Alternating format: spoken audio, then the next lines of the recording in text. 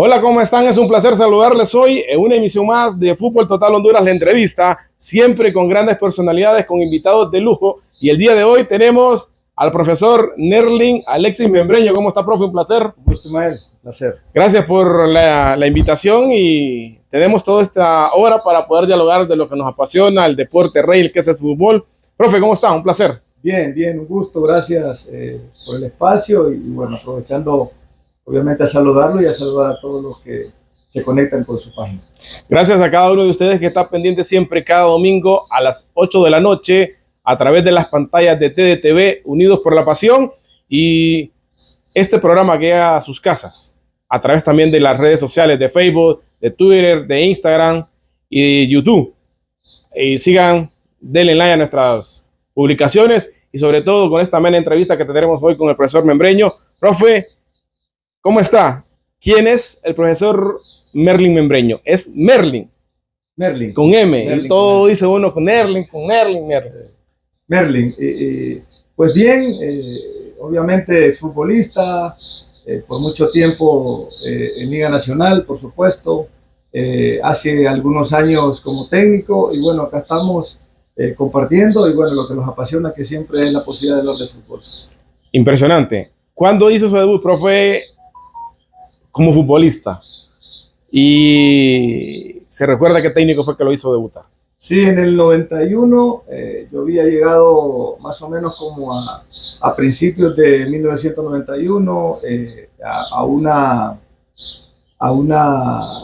yo diría, proyecto de Olimpia. En ese tiempo el técnico del equipo de primera era don Julio González y el profesor Miguel Escalante era precisamente el que tenía un grupo de reservas. En ese tiempo no había torneos de reservas, pero ya se empezaba un poquito a proyectar el tema de tener algún equipo de jóvenes que jugaran de preliminar. Recuerdo que íbamos a jugar a San Pedro Sula, sobre todo contra España, contra Maratón, de preliminar del equipo de primera, 91 a principios.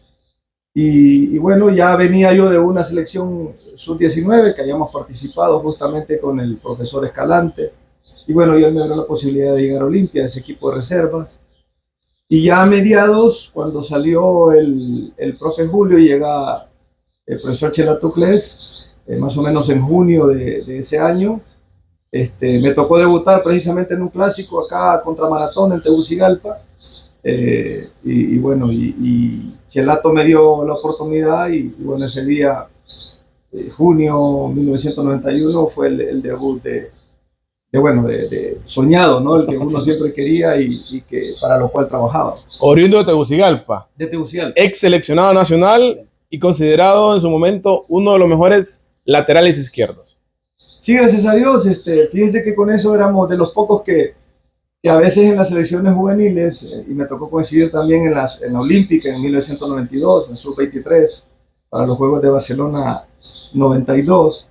Y casi siempre como las concentraciones eran en San Pedro, regresábamos Obando, que era de Motagua, Alex, que ya estaba radicado en Tegucigalpa, porque él ya vivía aquí, Alex Pineda Chacón, y yo. Entonces casi siempre éramos dos o tres que veníamos para Tegucigalpa, el resto se quedaban en la costa norte, o en Ceiba, en Lima, que había muchos jugadores. Entonces, en esos tiempos, tengo que decirlo, era Olimpia Motagua nada más, no había tanto apoyo para el jugador de Tegucigalpa, la mayoría salían de la costa norte, y bueno, hoy eso ha cambiado un poco porque sí sale mucho buen jugador de la zona aquí de Tegucigalpa. Importante los inicios de un futbolista. Antes también llegar a un equipo de primera división era muy difícil. Integrar una selección, sumamente difícil. Ahora hay más viabilidad en ese aspecto que dicen ahora, para vestir la camisa de Olimpia, cualquiera, para vestir la camisa de Motagua, cualquiera, y para ponerse la camisa de la selección, también cualquiera. Sí, porque era muy cerrado, Ismael. O sea, por ejemplo, cuando nosotros llegamos, a mí me tocó llegar a ese equipo Olimpia que le hablo del 90, con don Julio eran 13 jugadores, 15 jugadores y entrenaban, digamos, el famoso rondo para iniciar la sesión de entrenamiento. Era ese grupo nada más, 13, 14 jugadores que participaban en ese rondo antes de la sesión y bueno, el resto tenía que hacer otra situación para esperar la sesión de entrenamiento. Entonces los equipos eran más cerrados, los grupos eran más cerrados, más reducidos, no daban mucha entrada al joven, porque ya los equipos estaban casi consolidados. Entonces eso se ha ido perdiendo con el tiempo. Ahora quizá el joven tiene más apertura, más oportunidad. Ahora lo intentamos desde nuestro lado, a veces como entrenador, a veces como asistente me ha tocado, tratar de que el joven se integre lo más pronto posible para que consiga la oportunidad de participar. Entonces creo que en eso esas cosas han cambiado en relación a lo del pasado.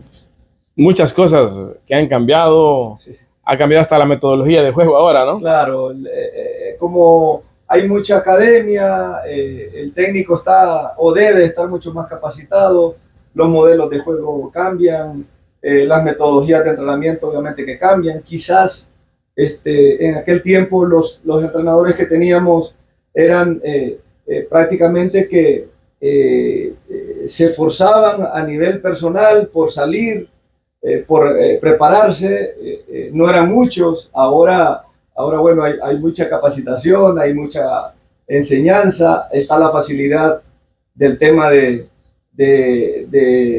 entrenador en línea. Ahora se puede ver todo lo que hacen los equipos en Europa. O sea, hay más apertura, hay más información, hay más conocimiento, por supuesto, porque antes no existía el internet, no existía la posibilidad de ver el entrenamiento de los equipos. Había menos partidos de fútbol, hay que decirlo. Ahora vemos Champions, vemos torneos sudamericanos, vemos campeonatos en todo el mundo, porque se abrió prácticamente la televisión. Y las mediciones también que se dan a los futbolistas. Y obviamente ahora hay más avances, hay medidas de recorrido, de pases. El fútbol es más científico y bueno, y obviamente que eso se abrió y ahora hay mucha más oportunidad para saber de fútbol. Cuando habla del fútbol es más científico, le pierde la picardía que en el tiempo de antaño se daba, le pierde esa mística o se vuelve más robotizado el fútbol ahora en este tiempo. Sí, incluso a veces eso lo hablamos mucho, ¿no? El tema del jugador ese de calle, el jugador que tenga libertad para jugar, que tenga libertad para tomar decisiones. Ahora quizás al jugador lo queremos hacer más al modo del modelo que uno quiere para la idea de juego y le reducimos un poquito la libertad para jugar. Entonces ese tipo de cosas obviamente que tienen un poquito de espacio en la capacitación, en el conocimiento que tiene el entrenador, y a veces obviamos un poquito la parte de la picardía, de la improvisación, de la capacidad del jugador de poder hacer un regate, un amago, ese tipo de cosas que son en el fútbol que son importantes. Me acuerdo cuando miraba jugar el Olimpia, donde usted jugaba ida y vuelta por ese extremo izquierdo, y aparte de eso tenía gol y asistía muy bien. Me recuerdo un gol, no sé si fue un 22 o 23 de diciembre a Motagua. Golazo, es uno de los goles que me acuerdo. Y usted tenía esa proyección, profe, de llegar muy bien, que ya se convertía en otro atacante más cuando atacaba el equipo. Y cuando se defendía, pues defendía también muy bien. Sí, fíjese que como teníamos de repente la idea del mismo entrenador, Chelato, jugadores como Edwin, el mismo Ramón que en selección me tocó en algún momento, nos daban esa libertad en el caso de los laterales de sumarse al ataque, de proyectarse al ataque para un centro, para una diagonal, para un pase de gol a un compañero, para la media distancia en situaciones de balón parado, como ese gol que usted menciona, que fue una situación de tiro de esquina. Y bueno, a mí me tocaba dentro de la estrategia del balón parado quedarme un poquito ahí en la zona de media distancia, en la zona de rechazo que a veces le mencionan algunos entrenadores, para recibir el rebote del defensa, ¿no? O del portero. En esa ocasión fue el portero que rechazó a esa zona de media distancia. Y bueno, yo estaba ahí y hice una muy buena volea y salió un bonito gol. O sea, los entrenadores notaban esa libertad de que el lateral se proyectara mucho al ataque, ¿no? Y hablo de todos los equipos. Cosa que en algún momento, a veces por la idea del entrenador, a veces por las características de los rivales que se enfrentan, el entrenador lo limita un poco, pero sí me tocó una etapa en la que casi todos los equipos tenían en esas posiciones jugadores con muy buena proyección para atacar en el caso de los laterales derecho e izquierdo. Y ahora se ha perdido porque ahora no se ven goles casi fuera de distancia, no se ven esas proyecciones y se juega más estático por el misma idea de juego que usted menciona del técnico. En ese aspecto, ¿estamos retrocediendo en el fútbol? Porque hay se está más estático, no hay proyección de los laterales, solo quieren centro y cabecear, o no hay esa verticalidad, como decía un libro, la dinámica de lo indispensado. Claro. De sí. que hay que reinventar, hay que inventar dentro del terreno de juego. Sí, esa capacidad que tiene el jugador como para poder improvisar en su momento y que está dentro de esa inventiva que puede tener el futbolista. Y también un poquito, Ismael, de la idea del entrenador, ¿no? A veces es muy usual, sobre todo porque yo me recuerdo que hace muy pocos torneos, 2 años, no sé, 3 años, se hablaba mucho de la falta de laterales, ¿no? En esos puestos. Y, por ejemplo, yo he visto un par, caso de Arriaga ahora en Maratón, que se proyecta mucho, el mismo Maylor en Olimpia, que veo que como lateral derecho aparece casi como un extremo y eso es bueno. Claro, después lo que hablamos, ¿no? Que a veces los técnicos prefieren tener, o en algún momento, un central como lateral izquierdo, arma una buena línea de 4, o en algún momento un lateral más retenido, el otro un poquito más proyectado, y ese tipo de cosas que ya tienen que ver con la estrategia, depende del rival. Entonces, pero sí, yo creo que un poquito de soltarlo, limitarlo, que tenga esa libertad. Y obviamente el tema de los recorridos, ¿no? Famosos, que a veces el entrenador le quita un poquito a ese lateral o a ese extremo la posibilidad de en ofensiva proyectarse, porque está pensando en función de qué va a pasar cuando se da la pérdida de balón. Entonces ese tipo de cosas yo creo que tienen que ver un poquito con las características de los jugadores, como usted mencionaba, con la capacidad de libertad que pueda tener en la toma de decisiones el lateral. Se va al ataque, regresa rápido, si se va al ataque regresa por dentro, hay una permuta defensiva, todo ese tipo de cosas que obviamente se trabajan y que seguramente también considero que hay ciertas camadas, porque si yo le menciono, yo jugaba en Olimpia en ese tiempo, pero también estaba, por ejemplo, me tocaba enfrentar a Milton Reyes, que hacía lo mismo, que era un extremo como lateral. Iván Guerrero era por el otro sector un carrilero también, y entonces tenían esas características. En España un Marlon Monge, para mencionarle, en el Maratón un Nigel Zúñiga, y casi todos. Ronnie Morales también, que Ronnie llegaba. Morales en Platense, por ejemplo, el Chepo Fernández, que era mi compañero, o sea, todos los equipos. Rudy Williams, que también me recordaba muy bien. Con nosotros, después apareció Emilio Izaguirre, por ejemplo. Entonces yo creo que es un poquito el perfil, las características de jugadores en esos puestos. Desgraciadamente, cuando evoluciona el fútbol, se mejora en ciertas circunstancias, pero también se acorta en otras situaciones. Lastimosamente, eso es lo que, cuando va la evolución. Cuando llega usted a Olimpia, ese equipo de sus amores que llega a Olimpia, cuando sale de Olimpia, pensó que se le acababa la carrera futbolística, porque después ya integró a Olancho, Victoria, sí. Vida, si no me equivoco. ¿Qué equipo es? Victoria. Como jugador en Victoria, y terminé en Atlético Lanchano, un equipo que había ascendido al día de ascenso. A los 31 años más o menos, ya el equipo decidió no renovarme. Ya venía de estar 14 años en el equipo, y sí, gracias a Dios, había tenido una constancia en cuanto a la titularidad. Y bueno, y siempre hay ciclos que se cumplen, ¿no? Entonces, más o menos a los 31 años me tocó. Pero cuando usted recibe esa noticia, Embreño, ya no se dice en Olimpia, ¿qué sintió usted? El equipo que usted había dado todo por la vida, había ganado todo.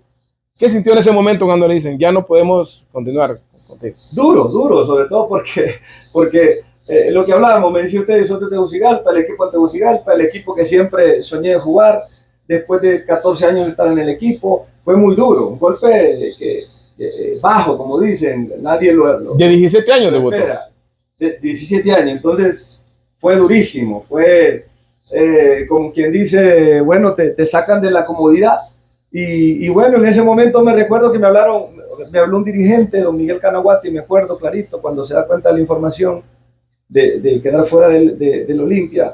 Me habló don Miguel, que era en ese tiempo un alto directivo de la España, y me expresó el deseo de que yo pudiera estar en el España. No se dio no se dio esa posibilidad porque, no sé, a lo mejor el ponernos de acuerdo o a lo mejor el técnico en su momento no lo quiso, pero bueno, al final no le di mucha relevancia al tema y después, bueno, el Victoria había descendido, justo el Salzburgo le vende la categoría al Victoria, que en ese tiempo se permitía, y llega Ramón Maradiaga a dirigir al Victoria y en ese momento, bueno, tengo la oportunidad junto con otros jugadores de llegar a un proyecto en Victoria que estuvo 3 años y a los 3 años que estuve ahí, después de llegar a una final contra Olimpia Can Tegucigalpa, quedamos subcampeones, perdimos esa final, bueno, ya decidí venirme para Tegucigalpa de nuevo.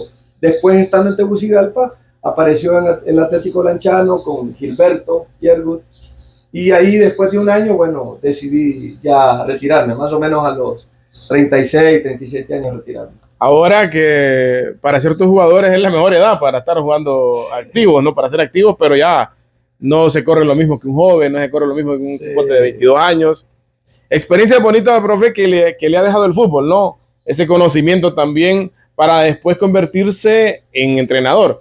Cuando usted, ¿en qué momento decidió decir, me gusta, lo que aprendí yo, lo voy a compartir, voy a prepararme para poder poner en práctica lo que yo sé? Yo, estando en Olimpia, ya en el 2001, yo me retiro en el 2007, estando en Olimpia en el 2001, yo ya empecé a recibir capacitación. Aquí vino un chileno, apellido Cornejo, me acuerdo, en San Pedro Sula, creo que fue el primer curso que yo saqué. Y bueno, él estuvo aquí casi 2 semanas, me acuerdo en San Pedro estuvimos, fue un curso intensivo, muy bueno, ¿verdad? Yo era jugador, tenía 30 años y ya ahí en el 2001 ya sentía de repente la posibilidad de empezar a conocer un poquito a fondo el tema de la preparación de un entrenador. Entonces, claro, ya desde ese tiempo ya dije yo me fui preparando como para poder, una vez me retirara, 6, 7 años después, tener la posibilidad de agarrar la carrera, sacar las licencias, que eso es lo primero que considero yo que es lo importante. Una vez retirándome, entonces empecé a estudiar en la Escuela de Entrenadores los diferentes cursos, licencia C, licencia B y la licencia A, que es la que le permite a uno casi un lapso de 2 años y medio, 3 años nos costó, junto con otro grupo de compañeros, recibir el último licencia A con el alemán, no sé si usted se recuerda de Christopher Rocholl, que fue el que vino acá con un convenio del gobierno de España a Honduras, y bueno, él nos dio la posibilidad de sacar la licencia A. Y mire qué curiosidad, profe, de la ida de Rocholl, no ha vuelto a Honduras a clasificar al Mundial, porque él estaba involucrado ahí. Sí, era parte del engranaje. Era parte. Funcionaba como una especie de asesor por la experiencia que tenía, entonces eso al final son de las cosas, ¿no? que terminan siendo parte del fútbol hondureño. Técnico que le decía, Membreño, capacitate para sí. Técnico, ¿algún técnico que le dijo? Sí, el finado Flavio Ortega, estando de jugador, siempre me compartía literatura. En aquel tiempo, Ismael, no existía lo que ahora. No había internet, tablet, teléfono. Todo, había información en línea permanentemente. El profe Flavio siempre fue muy, muy generoso en esa parte y me trataba de dar libros, ahí los conservo todavía. Y bueno, fue uno de los técnicos que me ayudó en esa parte de buscar la academia. Y después, obviamente, la admiración por Chelato, ¿no? Por la capacidad que tenía para ser entrenador. Y de estos técnicos, ¿a qué se asemeja usted? ¿O tiene de cada técnico que tuvo como jugador, tengo la visión de tengo la ideología del otro, o ya el estilo de Membreño es diferente, es propio? Lo que uno va creando un poquito es retomar cosas de todos, ¿no? De cada uno. Por ejemplo, el conocimiento de Chelato, la capacidad de diseñar o la capacidad de crear un modelo que fue exitoso, ¿verdad? Que se basaba mucho en la especificidad, el tema de mejorar las capacidades individuales del jugador. De ahí eso lo trasladaba un poquito al aspecto colectivo. Entonces uno va consiguiendo cosas, la idea o la filosofía de juego de él, obviamente que es muy propio, entonces uno va agarrando cosas. Le mencionaba a Flavio, le mencionaba el orden que le daba a Edwin Pavón, por ejemplo, que es técnico que tenía esa capacidad de contrarrestar cualquier idea del rival de una forma muy clara y la trasladaba al futbolista. Entonces, uno va agarrando cosas de todos y de ahí después lo que uno le puede poner en cuanto a su idea de juego, en cuanto al modelo que uno decide. A veces depende un poquito de las características de los jugadores que tiene. Y dependiendo, como dice usted, el plantel que tenga, ¿no? Porque si hay un plantel limitado, va a limitar su trabajo. Un poquito se tiene que adaptar a esas características. Hoy se da mucho. Yo le hablo de esos técnicos porque siempre, por ejemplo, Fabio tuvo equipos grandes, la España, Maratón, Olimpia, entonces casi ellos trataban de, Chelato mismo, de poner su idea porque tenían buenos planteles. Entonces a veces a uno hoy le toca con ciertas limitaciones, bueno, adaptar ciertas cosas como para poder ganar, que al final eso es lo que quiere, ¿no? Buscar el resultado. Cuando se busca el resultado como técnico, como usted lo manifiesta, cuando se juega de local, diferente la estrategia. Cuando se juega de visitante, es diferente. Pero hay ciertos momentos que el técnico cuida su trabajo en el aspecto para ir a proponer, se lo hablo en ese aspecto, para proponer un buen fútbol, para no cerrar un partido, para que hayan goles, para que haya espectáculo. Por eso digo, yo creo que tiene que ver un poco el tema del equipo que uno tiene, ¿no? Por ejemplo, equipos que tienen buenos planteles y que por historia son propositivos, que siempre van y son protagonistas, que siempre son competitivos, son ganadores. Entonces, de ahí tiene el técnico mayor libertad como para poder exponer más, olvidarse un poquito de lo que el rival le presenta. Ahora, cuando te encuentras con equipos en los que quizás no tenés tanta variedad, no tenés un plantel tan amplio, entonces, bueno, te toca un poquito replegarte en tu propio campo, contrarrestar. Entonces, yo creo que ahí es donde viene la capacidad del entrenador de poder adaptarse a ese tipo de cosas. Y como hablamos, Ismael, que en este tiempo el resultado es la prioridad. O sea, si ganás, sos buen entrenador, y si no ganás, entonces ya... Y no importa jugar bonito, no importa jugar bonito. Al final, eso es lo que menos le interesa al engranaje del fútbol. Hablo al dirigente, hablo al analista, hablo al directivo ese que quiere ganar a costa de lo que sea. Entonces, yo creo que vivimos momentos en los que la figura del entrenador viene a ser importante cuando gana. Cuando pierde es el más responsable. Y se lo digo y le hago la pregunta porque yo miré ese Olimpia de Alex Chacón, de Cristian Santamaría, de Wilmer, de Denilson, de Membreño, de Peralta, un equipazo que ganaba y gustaba porque jugaba bonito. Porque mire que lo que usted menciona, porque ese era un equipo que fue formado casi en una década. Yo le hablo del 91 que yo empecé. Nosotros terminamos el 2001 clasificando a un Mundial de Clubes contra equipos como de México, Pachuca, Toluca, el Galaxy, que fuimos a una final, porque teníamos prácticamente 10 años juntos. Entonces, cualquier entrenador que llegaba se adaptaba fácilmente a la idea que el equipo tenía, que las características de los jugadores, y nos daban ciertas directrices que nos ayudaban para poder ser exitosos. Ganamos campeonatos, perdimos en algún momento, pero casi era un equipo, un plantel que independientemente del técnico, ese equipo jugaba, intentaba jugar, tenía una filosofía y el técnico la respetaba. Entonces, por eso le digo que a veces depende del equipo, el plantel que tenga, las características de sus jugadores para que el técnico se adapte a su idea de juego. Qué bonito, qué interesante en esta plática que tenemos con el profesor Membreño. Pero vamos a una pequeña pausa comercial. Al regresar, conoceremos cuál fue su primer sueldo, salario en Olimpia y cuál fue el último. Y también del no llegar a un mundial como un jugador, ex seleccionado nacional, y también no realizarse ese mundial de clubes que tanto afectó. Y ahora como en la faceta también actual campeón de la Liga de Ascenso con el equipo del Juticalpa. Ya regresamos, no se despeguen de las pantallas de TDTV, unidos por la pasión.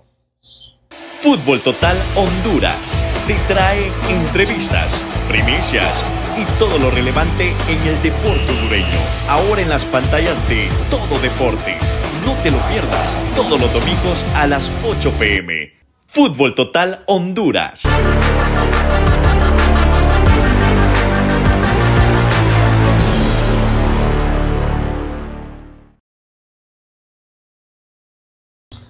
Bien, y seguimos acá conversando con el profesor, nuestro buen amigo Nerlin Membreño, técnico nacional. En la pausa, antes de la pausa, preguntamos cuál fue el primer salario que recibió en Olimpia, cuál fue el último, y como técnico, y antes también, la frustración de no estar en un mundial como futbolista adulto, y también la no realización del mundial de clubes que clasificó con Olimpia. Bueno, mi primer salario en aquel tiempo, los mayores eran Nahum, Juan Carlos, Gilberto, y realmente nosotros veníamos empezando, me acuerdo que eran 400 lempiras, mi primer contrato. ¿Con 17 años? Con 18 años más o menos, 17, 18 Pero en aquel dinero, en aquel tiempo era como ganar 40,000 lempiras en ese tiempo. No algo sé, así, algo así. No creo que un poco menos, porque era muy joven y porque quizá, bueno, el tema de la devaluación, por supuesto, pero era más o menos el salario que tenía un jugador joven que empezaba una carrera olímpica. ¿Y el último, profe, se puede hacer? Y el último más o menos fue entre 38 y 40,000 lempiras. Más o menos terminé ganando en Olimpia. Cosa diferente ahora, que ahora los jugadores están cotizando 5 veces más de su último porque, salario. Mire, se da una característica siempre que es muy usual en los equipos profesionales, que casi es una queja, que el jugador que nace en el equipo casi no es tan bien remunerado. Eso yo creo que se sigue dando hoy en día, ¿no? Casi el que viene de afuera o el extranjero gana siempre mucho mejor, ¿no? Entonces los salarios casi siempre van un poquito más ajustados. El jugador que nació en el equipo siempre se le mantiene ahí, no sé por qué será, no sé, no tengo una respuesta. Más bien, siendo el de la casa, debería... Bueno, así debería ser. No clasificaron al Mundial de Clubes. Vamos a empezar por el club. Se le gana, usted en su momento dijo, a Pachuca, se le gana al Toluca, se queda en segundo lugar porque se pierde con el Miami, con el Galaxy, perdón. Un equipazo que tenía Olimpia. Para mí, el mejor equipo que le he visto a Olimpia. En mi década, en mi tiempo, porque así han existido otros olimpiadas grandes también. Hubo frustración porque sí se logra clasificar por primera vez un equipo de CONCACAF a un mundial de clubes, pero al no llevarlo a cabo. Sí, para la mayoría de nosotros, bueno, esa generación que le menciono, que casi todos empezamos en los 91, toda esa camada que usted vio, bueno, se unió Torcelo, que llegó más o menos en esa década, Robert Lima, que llegó justamente para esa eliminatoria, Denison, que había desde el 92 nos había acompañado. Esos eran los extranjeros que teníamos, y Donaldo, que también había empezado con nosotros, eran los 4 extranjeros. De ahí lo de Caballero, Arnold, Gerson, el Flaco, Cristian, Ale Chacón, Wilmer había salido para Atlas justo 2 meses antes, se había ido a Atlas. Páez, que también Páez también, que apareció. De ahí estaban jugadores como Tilba, que jugaban, que eran jóvenes, empezaban. Elmer Marín, me acuerdo. Ese más o menos plantel venía durante todos los 90. Entonces, claro, el 2001 era como la culminación de eso. Le ganamos a Pachuca muy bien. Edwin Pavón planteó un buen partido, una línea de 5, con 4 o 2 medios por dentro, Cristian por fuera con Danilo, me acuerdo, y con Alex y un poquito Denison ahí. Entonces, armamos muy buen equipo y la estrategia fue muy buena. Le ganamos a Pachuca muy bien. Después jugamos antes le ganamos a Toluca 1-0. Ellos habían fallado un penal, Donaldo atajó un penal. Y bueno, en el último minuto nos salvamos ahí del empate de ellos. Y ahí fuimos contra Pachuca, y ahí clasificamos. Y después contra Galaxy jugamos la final. Clasificamos los 2. Quedamos 3-2. Buen partido, sí, buen partido. Muy buen juego. En aquel tiempo Alexis Lala, estaba Kobe John, que eran jugadores parte de la selección también. Entonces, bueno, fue duro porque era el segundo mundial de clubes que se realizaba. Ahí empezó la modalidad del mundial de clubes a nivel de equipo, entonces era el segundo. Y que se daba ese morbo que decía, Olimpia se va a enfrentar al Real Madrid. Ustedes como jugadores decían, nos vamos a enfrentar al Real Madrid. Claro, había mucha expectativa porque ese mundial era en España, era en Madrid. Entonces ya habían equipos como Palmeiras clasificados. Y hay que decirlo, comercialmente, al final esa decisión pesó mucho, porque al no estar los equipos mexicanos, en ese tiempo, como empezaba el mundial, se necesitaba mucha economía, pues muchos patrocinadores, suscriptores. En aquel tiempo, bueno, el que no esté en los mexicanos eso decía que habían 130 millones de habitantes que no iban a estar interesados en el Mundial. Más las televisoras y todo. El tema de la televisora, que ya no le interesaba porque no había un equipo de México. Entonces eso pesó mucho y obviamente eso fue un golpe duro para todos, ¿no? Aparte, económicamente al equipo le iba a ir muy bien. Creo que hablaban de $2 millones en aquel momento. ¿No le dieron nada al equipo? Al equipo sí lo indemnizaron porque indemnizaron a todos los equipos. Pero los jugadores no le dieron nada. No, los jugadores no nos dieron nada. Al equipo sí lo indemnizaron con $750,000, eso fue público. Pero nosotros los jugadores nos dieron un premio simbólico prácticamente que no significó mucho por haber logrado el subcampeonato. Eso a nivel de clubes. Sí. Fue integrante de la selección. Se frustra, profe, cuando el deseo de un futbolista es jugar un mundial. Sí. Y teniendo también buena camada en esa selección que dirigió Primi, Sí. que se le gana por primera vez también a México en Honduras. Usted fue del engranaje, parte del engranaje de esa selección. No clasifican a un mundial. Sí, en el 96, cuando llega Primi a la selección mayor, precisamente me convoca a la selección y bueno, tuvimos la eliminatoria para Francia 98. Jugamos ese partido contra México, que fue un partido histórico, era la primera vez que se le ganaba. Ya nosotros antes con la Olímpica le habíamos ganado en Toluca a una sub-23, por primera vez también en México. Después se le ganó en el Azteca, por supuesto. Pero esa es la primera vez que a nivel de selecciones una selección de Honduras le ganaba a una selección de México a nivel sub-21. El 96 fue importante, le ganamos. En el 2002 estuve en algunas convocatorias, Premi tenía un equipazo. Realmente que esa selección jugaba muy bien. Y obviamente fue una frustración que de repente uno tuvo, porque era una aspiración grande que tenía uno para clasificar a un mundial. Y con una camada de casi también el engranaje que tenía Olimpia, ¿no? Chacón, media cancha, Cristian, Amado, Pavón, Arnold, Bene. Amado, era un equipazo. Bueno, ese partido contra México había una gran camada. Algunos ya estaban grandes, como Nicolás, como Richardson, Eric Fu, que estaba en esa selección, Hernaín Arzú, ya estaban un poquito más grandes y ya no siguieron en la eliminatoria del 2002. Entonces, de ahí apareció otra camada. Aparecí yo muy poco realmente porque no me convocaron mucho, salvo 2 partidos por ahí. Pero ya después ese equipo jugaba muy bien, ya estaba Jocón, ya era casi toda la defensa de Motagua en esa eliminatoria, pues Ramón era el técnico, Iván era el lateral izquierdo, era Ninrod, era Clavasquín, o sea, era un buen equipo. Alex de Olimpia, a veces en algún momento convocaban a Cristian, o sea, era una muy buena selección que lastimosamente no clasificó al mundial. Y que se quedó los quedamos con ese deseo como aficionados. Y ustedes como futbolistas también no poder participar en una justa mundialista, pasó ¿no? Mucho tiempo, ¿no? Pasó desde el 82 hasta el 2010 que clasifica a la selección. Imagínense cuánto tiempo pasó. Sí. Y también con una buena camada de la Selección Nacional de Honduras. Perdieron varias camadas. Esa camada de Primi del 2002 y la del 2006 también fue muy buena camada. Su debut como técnico ya fue como asistente del profesor Héctor Vargas. Primero estuve en la reserva. Yo estudié más o menos 2 años y medio, 3 años. En el 2010 me graduó de técnico licenciado y asumo el equipo de reserva de Olimpia. Del 2010 al 2013, el técnico de primera era Danilo. Bueno, primero era Restrepo cuando llegué.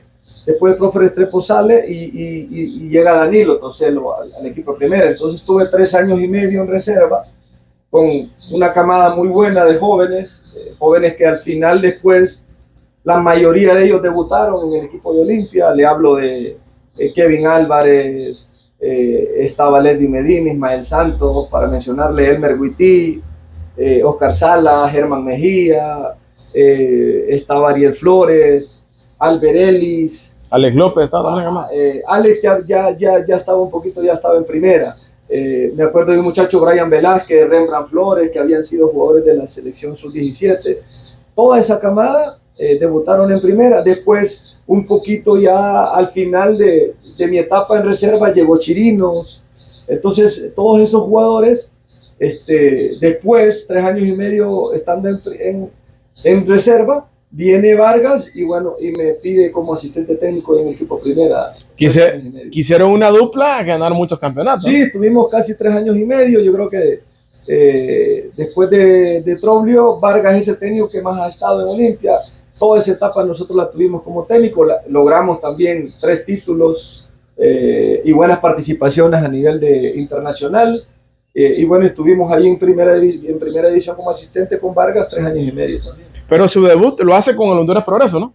Y después, claro, después de estar en ese proceso, como técnico principal, estuvimos en el Honduras Proceso 12 partidos. Una papa caliente en ese momento. No, era duro, difícil, ¿no? Al final, por los problemas que ya tenía, bueno, yo como le digo a mis jugadores ahora o a gente cercana que bueno, que el problema no era yo, porque ninguno resolvió el problema hasta que descendió. De ahí llegaron muchos técnicos, Hernán, llegó Mauro, llegó el uruguayo Araujo, John Jairo, y bueno, y todos esos después no pudieron hacer nada. ¿Qué le llamó la atención a usted para poder debutar en un equipo como titular de técnico, pero una papa caliente en ese momento? Todo el mundo sabía que era papa caliente el Honduras Progreso. Bueno, ¿Qué le llevó a usted la...? Era un riesgo, realmente fue una decisión de esas que te toca hacer. A mí realmente en Olimpia, Osman me llamó, precisamente fue el que me dio la noticia.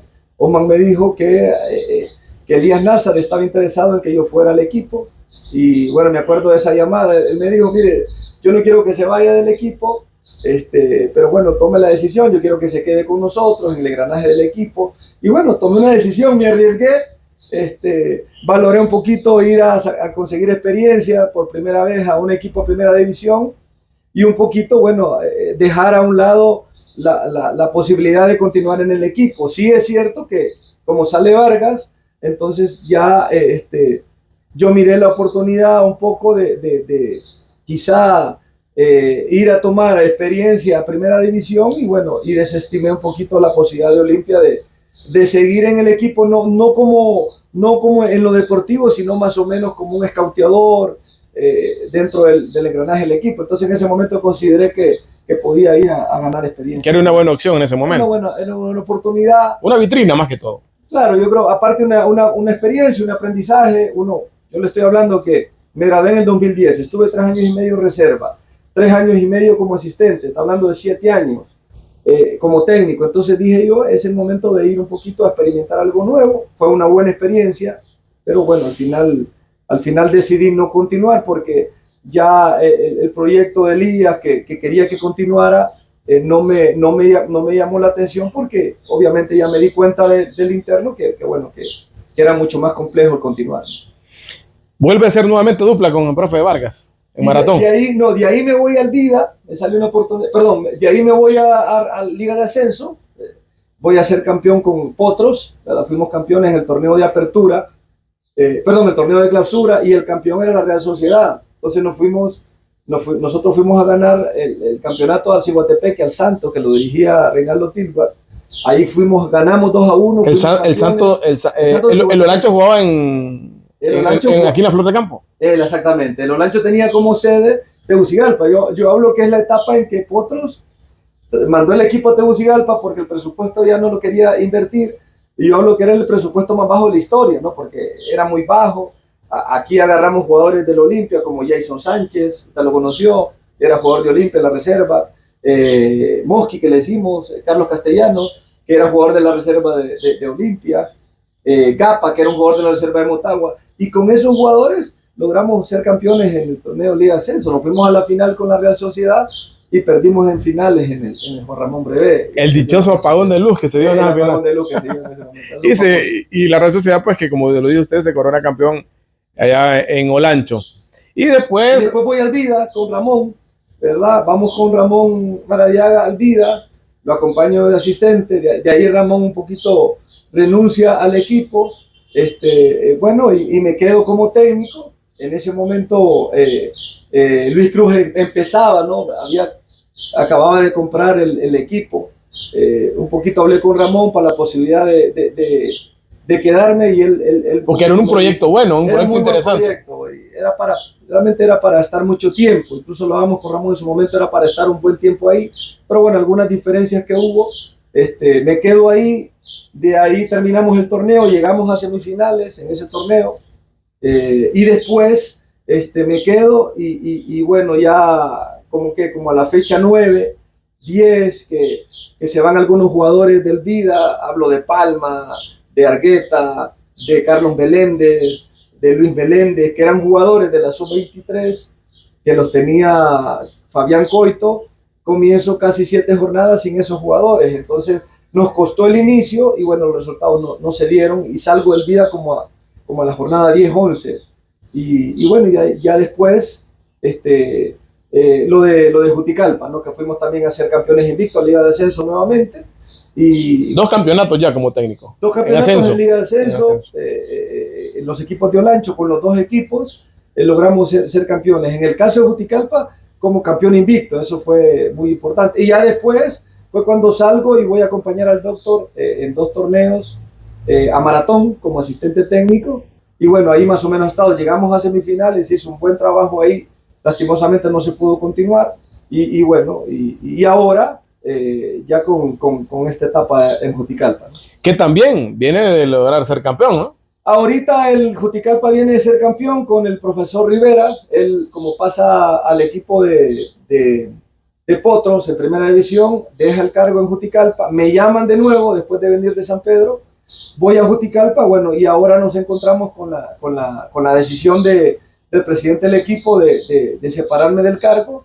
En octavos de final empatamos, quedamos en segundo lugar en la fase de grupo, nos tocó con Parrillas, empatamos en casa 0-0 y bueno, el partido de vuelta ellos deciden separarme del cargo y bueno, lastimosamente no logramos culminar algo que en algún momento considerábamos que era importante para ascender al equipo a primera división. Porque importantísimo, y en el momento que le dicen a usted ya no continúa, se está buscando un bicampeonato y con ese bicampeonato ascienden directamente a primera. Claro, eso era un poquito la intención. Claro, nos encontramos con un plantel diferente, con jugadores que quizás no estaban rindiendo como se esperaba. Bueno, equipo que se defendió muy bien, que recibíamos pocos goles, 6 goles recibidos, pero nos faltaba el gol en ataque, ¿no? Entonces generamos poco, algunos rendimientos, y bueno, y los directivos decidieron, era ganar el campeonato, y por ahí hay una especie de relajada del mismo directivo. El calendario fue malo, habían problemas, incluso lo que siempre pasa, que el salario, que los atrasos, que los premios, todo ese tipo de cosas que a jugadores los sacan de algún apartamento porque hay problemas de no pago. Entonces todas esas circunstancias que bueno, que de alguna manera afectan el engranaje del equipo y bueno, y después eso se refleja obviamente en los resultados. El día a día, porque no va a andar cómodo un futbolista entrenando o jugando, teniendo un partido,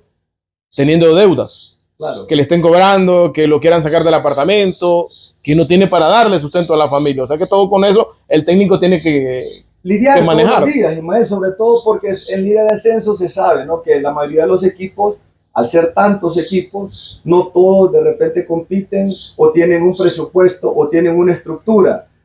Por ahí puedes tener la capacidad económica o algún empresario, pero no tenés una buena estructura. O sea, no estás organizado ni ordenado en cuanto a tus finanzas. Entonces, esos problemas los tienen los equipos de segunda. Por eso es que uno, cuando aparece un Génesis, que está muy bien estructurado, que compite en primera, que clasifica, uno se admira, porque realmente carecen mucho los equipos de ascenso de eso, ¿no? Hay quizá 4 o 5 equipos que quizá tienen planteles como para poder ascender, pero que que en la forma de organización no están bien. Aunque tengan un presupuesto, póngale de 1 millón, pero pasan esos problemas. Por ejemplo, a mí me tocó vivirlos, jugadores que lo sacan de su apartamento, jugadores que algunos cobran, otros no, ¿verdad? Problemas de un premio del campeonato pasado que no lo cobraron. Entonces, todo eso genera un ambiente en el que el jugador al final está desenfocado de su verdadero rendimiento. Ahora, estas son cosas que al interno se hablan, se manejan con el dueño, con el presidente, pero que al final no se les da la importancia. Y como el afán del presidente es ascender a como sea, como dé lugar, entonces al final es más fácil sacar al entrenador que es el responsable de los resultados. Y en eso es que por ahí cuestiono un poquito, porque cuando llegan a primera vas a hacer exactamente lo mismo y no vas a durar en primera división. Eso le iba a hacer la interrogante ahorita. Pero si van con los mismos vicios de segunda, deudas, las mismas mañas, va a ser lo mismo en primera siempre. Por eso va a deberle a los jugadores, le va a pagar a unos así, al otro no, porque no son equipos constantes, y en el ámbito externo se consideran que son equipos de dinero, equipos que pagan a tiempo, equipos estables, pero como usted lo ha vivido el interno, es todo lo contrario. Claro, es que, y eso es lo que cuida. Yo teniendo una conversación con el presidente de la liga me decía precisamente eso. O sea, la liga lo que va buscando de una vez por todas es que los equipos realmente tengan estructuras fuertes, tengan sólidas, que estén económicamente bien. Y qué decir de lo deportivo, porque a mí me pasaba también que, por ejemplo, ahora no hay canchas de entrenamiento, no hay de repente una reserva de jóvenes, la mayoría de los jugadores son de afuera, entonces como son de afuera, tienen problemas precisamente de dónde ubicarlos, que los sacan del lugar donde están, que hay atrasos. Entonces, todo ese tipo de cosas, mire el ejemplo del Vida, por ejemplo, es un hombre que hizo una inversión grandísima, que tiene mucho dinero, pero que al final, como no está organizado, siempre hay problemas de demanda, de no pago. Entonces, la liga no quiere eso. Entonces, por eso es que la lucha realmente debe ser la liga de ascenso, que no solo sea la competencia deportiva, sino que hayan equipos serios, sólidos, que tengan bien planificados, que es lo que quieren, porque el ascenso es peleado por 5 equipos, pero cuando llegas a primera vas a tener los mismos problemas. Ellos hablan de que la televisora, de que los patrocinadores, pero al final esos problemas, si no estás ordenado, los vas a tener que... Por eso somos considerados en ciertos momentos que hay equipos que están en primera o en segunda, pero se llaman siempre equipos burocráticos, porque se quieren jugar con recogida, quieren jugar a la misma ideología que un equipo burocrático o equipos barrileros, como se le conocen en otros momentos. Sí, y eso obliga a que la liga no sea competitiva, que de repente los equipos que sí tienen estructura tengan ventaja y que no vas a competir. Por eso a mí me extraña y uno admira la capacidad de Génesis, por ejemplo, que aparte de lo bien dirigido que está con Reinaldo, porque le da una idea de juego clara, pero no tiene problema de factor económico, no tiene problemas de no pago, o sea, los jugadores están enfocados plenamente, no es un problema para la liga. Entonces yo creo que al final eso es lo que tiene que velar y vigilar un poquito los... O poner un techo salarial también. También puede ser, porque al final también ellos se manejan de la manera que se manejan, pero ¿por qué no pagan? Porque a lo mejor el presupuesto que tienen no va de acuerdo con el plantel que tienen. Entonces por eso que al final le pagan a unos y a otros no. Y esos problemas obviamente que repercuten en el rendimiento. ¿Cómo se puede solucionar esto? Organizándose, ordenándose los dueños, capacitándose un poquito más, teniendo mayor conocimiento, porque yo le digo, yo vengo de una experiencia de un equipo en el que el dueño o los dueños sí se ve que económicamente pueden responder, pero como no están organizados... O se encaprichan también, porque el equipo no ganó, no pago. Ah, no, después, claro, el factor emocional del directivo, porque aparte el directivo es un personaje que responde emocionalmente, ¿no? Don Rafa Ferrari decía, ¿no?, que los directivos no son directivos, no son dirigentes, son fanáticos de equipos que responden a la emoción del resultado. Entonces, por eso uno siempre tiene que estar bregando en lo emotivo. Hay que ganar, muchachos, para cobrar, hay que ganar para que nos siempre estar, vamos a ganar, claro que se tiene que ganar, ¿no? Pero aquí al doble, porque si no gana no se paga, si no se gana no se come. Exacto, entonces ese es el problema, ojo, y no siempre se gana.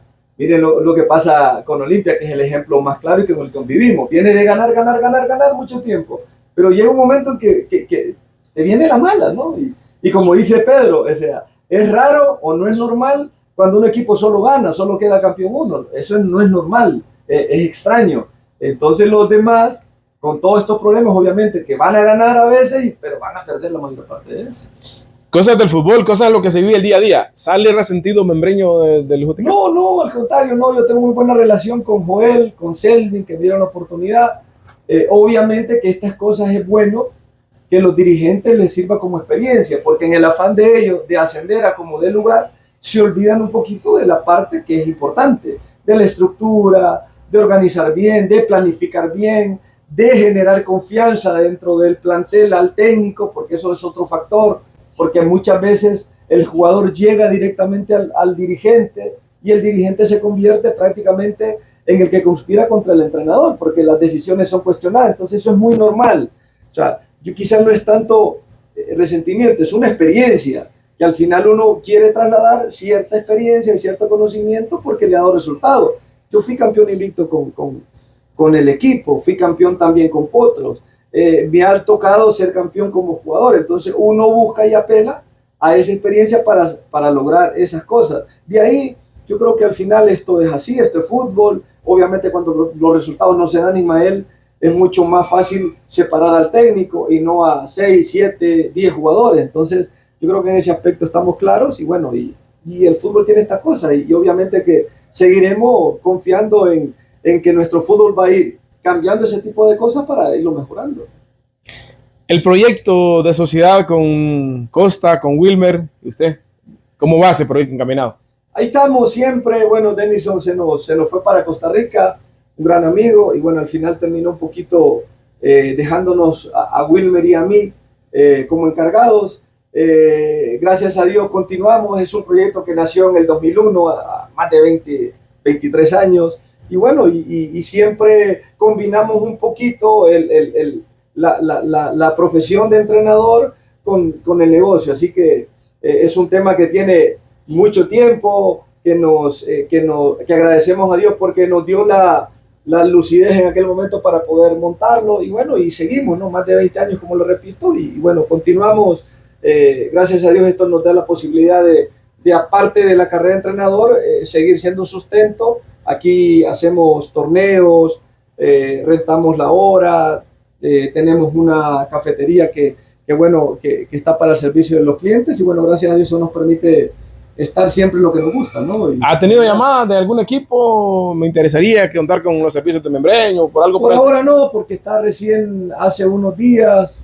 Prefiero un poquito esperar un poco, seguir un poquito viendo, esperando a ver qué puede pasar más adelante, pero siempre abierto a cualquier posibilidad, porque esto es lo que nos gusta, nos apasiona y obviamente es lo que nos da la posibilidad del día a día. ¿Le llama la atención de volver a primera otra vez a dirigir?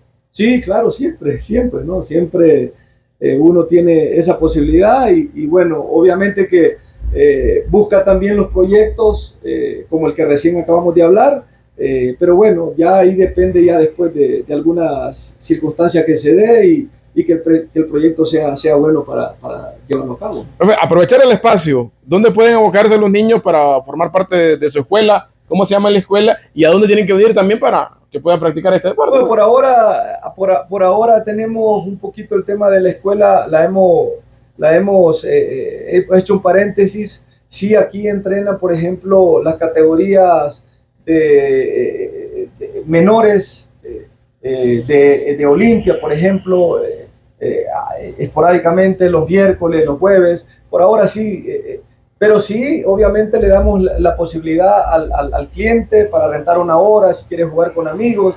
Tenemos 2 canchas y bueno, al 96 52 13 46 se pueden abocar. O venir a la Escuela de América, acá, ¿no? directamente a la cancha para algún cumpleaños, para celebrar algún cumpleaños, alguna despedida, algún de jóvenes, los colegios también que nos acompañan mucho, así que estamos abiertos. Y qué interesante toda esta plática, conocer de su experiencia como jugador, conocer su experiencia como técnico, las vivencias también que tuvo en esas dos facetas, que siempre va a seguir ligado al deporte, ¿no? Al fútbol, con todo el apoyo de su familia, porque es bastión importante también en el fútbol. Sin duda. Mis hijos ya obviamente están grandes, mi esposa siempre me acompaña en todo proyecto que uno emprende y bueno, gracias a Dios en ese aspecto, después de habernos retirado, continuamos ligados al fútbol porque nos gusta, porque nos preparamos y porque constantemente estamos en plena capacitación para poder crecer y mejorar. Y hoy con la información que hay y con las competencias que uno va desarrollando en el proceso y en el camino, obviamente que eso estimula y ayuda mucho. Y jugando sus potritas de vez en cuando. Sí, también, ¿no? Eso mis potras, ¿no? Siempre intento a esta edad estar de alguna manera. Y se mantiene. Obviamente ya más por salud lo hace uno, pero igual lo disfruta, ¿no? Lo disfruta jugar con los amigos en algunos torneos que por ahí nos ha tocado participar, en la Papi Fútbol. Hace poco estuve en una final de Papi Fútbol en la colonia La Vega y fue una linda experiencia y bueno, son momentos que uno lo sigue disfrutando. Ya para finalizar, el mensaje para el futbolista joven, para el futbolista que también ya está a punto de retirarse, de parte de ustedes, todo lo que se ha vivido en su carrera. Yo creo que los jóvenes es aprovechar el tiempo para fundamentar sus competencias. Siempre hablamos mucho, Ismael, del tema de la formación del jugador joven, sobre todo, que aproveche esa etapa más o menos entre los 15 y 18 años, que es una etapa muy importante en la que hay mucha especificidad, volverse especialista en su puesto, por el perfil que tiene, por las características que tiene. Esa edad es clave, aprovecharlo al máximo. Y a partir de los 18, intentar un poquito insertar a ese joven al fútbol profesional, que es lo que nos cuesta. Nosotros, digamos, tenemos jugadores con ciertas condiciones que son muy buenos y por eso decimos a veces, no, ¿cómo no llegó este a primera siendo tan bueno? Bueno, porque hay una etapa entre ese proceso de fundamentación y de especificidad, que es un proceso de adaptarlo o de insertarlo al fútbol profesional. Yo creo que ahí todavía no estamos dando el clic y nos está costando de poder meterlo al fútbol profesional. Por eso les cuesta a los muchachos y a veces, por ejemplo, tenemos que aprovechar o obligar a un entrenador de fútbol profesional a que juegue 540 minutos porque no está preparado, porque no tiene las competencias para poder ser profesional de fútbol y nos cuesta. Y por eso los dirigentes nos obligan. Entonces, aprovechar esa etapa, tratar de insertar eso que tiene que ver un poquito con el tema de su formación académica, de su enfoque en la vida. Ya aparece la novia, ya aparece un carro, ya aparece una distracción, ya aparece el internet, el teléfono. Entonces todo eso lo desenfoca y por eso no llega al fútbol profesional. Y al que ya se va a retirar, obviamente que se prepare. Yo creo que nunca es tarde para que el jugador profesional también se capacite, ya sea si quiere seguir como entrenador o si quiere seguir ligado al fútbol. Ahora hay muchas ramificaciones. Ahora puedes ser director deportivo, ahora puedes estudiar para ser gerente deportivo, si es periodismo, te integras también a un equipo. O sea, hay muchas cosas que el jugador lo puede hacer, ligando las dos cosas, fútbol profesional y no dejar la academia. Porque cuando te retiras, bueno, lo que hablamos, ¿no? Después tenés que emprender, después tenés que seguir tu vida, porque dura 35, 36 años, si tenés suerte y si te has cuidado. Entonces yo creo que todas esas cosas es importante que el futbolista profesional lo vaya consiguiendo, porque ahora hay universidad en línea, hay cursos en línea, entonces todo eso yo creo que es importante que el jugador que ya está próximo a retirarse, que hay una vida después del retiro que tiene que prepararse. Muchas gracias, profesor Membreño, nuestro amigo. Gracias por compartir toda esta historia a través de Fútbol Total Entrevista por las pantallas de TDTV, Unidos por la Pasión. Muchas gracias. Aquí queda otra historia más, profe. Mucho por dialogar, mucho por aprender, porque es bonito dialogar de lo que nos apasiona y muchas cosas que también se nos quedaron que no pudimos compartir con ustedes. Muchas gracias. Los esperamos el próximo domingo con otro invitado más de lujo aquí en Fútbol Total Entrevista. Que Dios les bendiga. Que tengan una linda noche. Fútbol Total Honduras te trae entrevistas, primicias y todo lo relevante en el deporte hondureño. Ahora en las pantallas de Todo Deportes. No te lo pierdas todos los domingos a las 8 p.m. Fútbol Total Honduras.